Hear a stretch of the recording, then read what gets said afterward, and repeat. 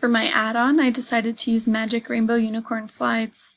Come here to Add-ons, click on it, click on Rainbow Unicorn Slides, and click Start. Then you'll get this sidebar that pops here up on the right. You'll want to select the text.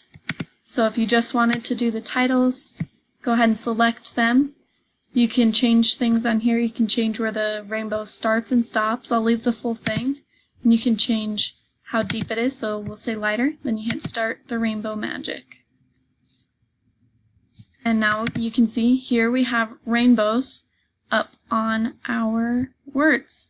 I think this is a great tool for education because it allows to really restore the student's attention.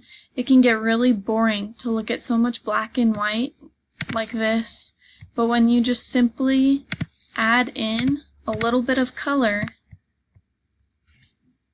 as so, then it can bring a lot more interest to the students and to their work.